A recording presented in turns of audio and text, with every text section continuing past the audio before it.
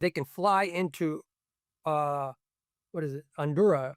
There's an island right off the coast of Venezuela. And it's like the distance from Catalina to LA. And so you can fly there and then take a boat into Venezuela. That way you're not even documenting, your passports aren't even getting stamped. And so they're able to come into the country discreetly, negotiate the transactions. You know, down in Venezuela, a lot of times you'll see the Mexicans and the Colombians aligning because they're going to split the risk. So if there's a 3,000 kilo shipment to Spain, half will be product put up by the Mexicans, the other half will be put by the Colombians. But it's Spanish drug traffickers or Greek or Italian or Baltic. It's not Spanish or other government agencies. Now, when you say Chinese, there's an extensive Chinese organized crime presence, but I don't mean to imply the Chinese government. You know, there's triads operating. You know, in Los Angeles, we have 4 different ethnic Chinese organized crime groups. Well, they're operating today. They've been operating for over 30 years.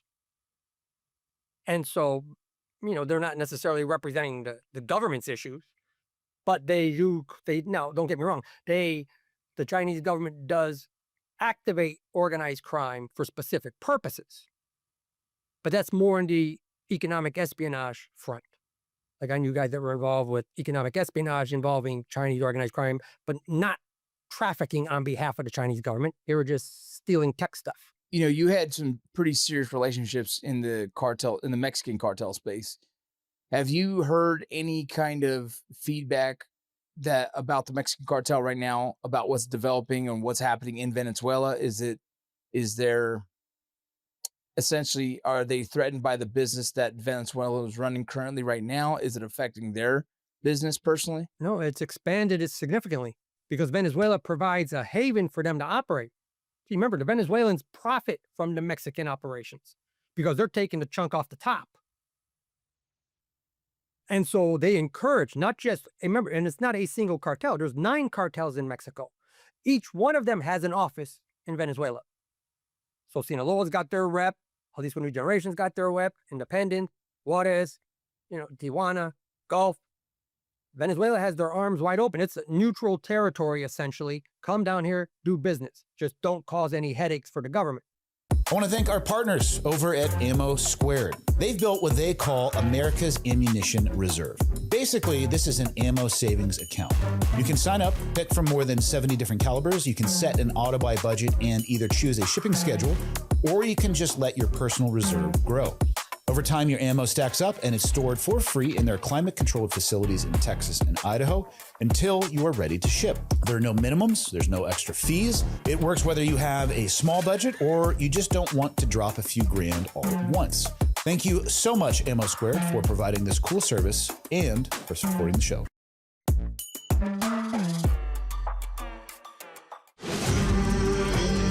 They were ghosts. Who are these guys? I've never heard this before. Right behind me, we have armed police. They're ready for sort of riot patrol.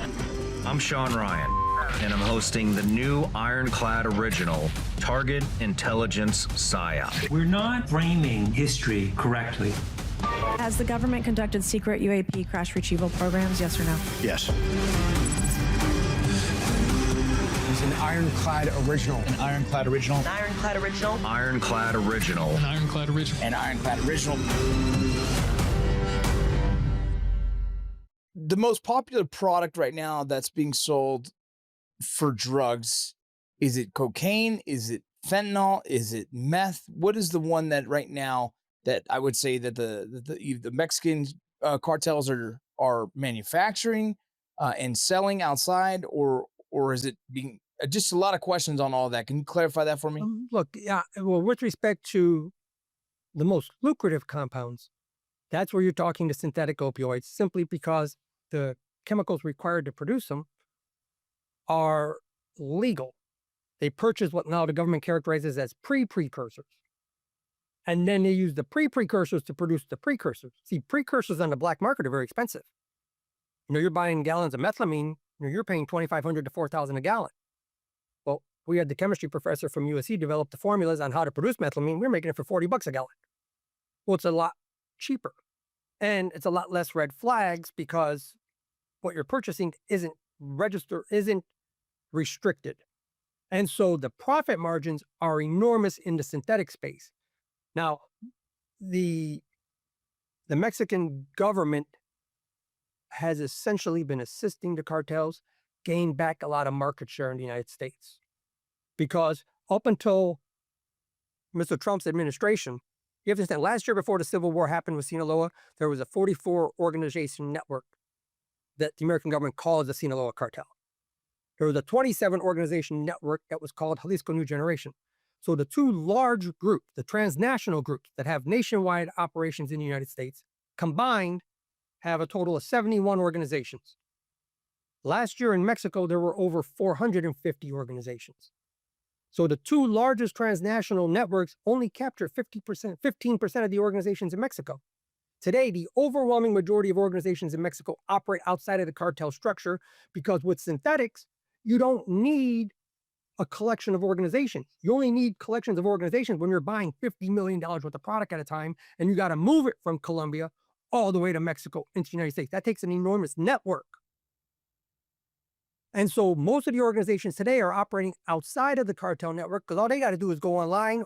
I would suggest everyone read, there's a wonderful article, a series expose by Reuters, where the reporters were literally purchasing $3,500 worth of chemicals online. And that was enough to produce 2.5 kilos of fentanyl. Oh, excuse me, I don't want to say the word anymore. Of fenny. Well, it may not sound like a lot of product. By weight, it's not a lot, but 2.5 kilos of fenny produces over 600,000 doses of counterfeit oxys. The majority of the fenny being sold in the United States, you see when the seizures happen, they're always in pill form. Well, they're being marketed as counterfeit oxys or counterfeit perkies, but they're using the fenny to produce those counterfeit pills. There's an enormous market for people that are abusing synthetic opioids, and they're being tricked into thinking these are legitimate oxys when in reality they're fenny-based. Well, that $3,500 investment maybe take in total, maybe you pay some guy $25,000 to synthesize the reactions. You're going to pay $20,000 to get it to the border, maybe another $10,000 to get them pressed into pills. The kids that are running across the border, they're charging $10,000, $15,000.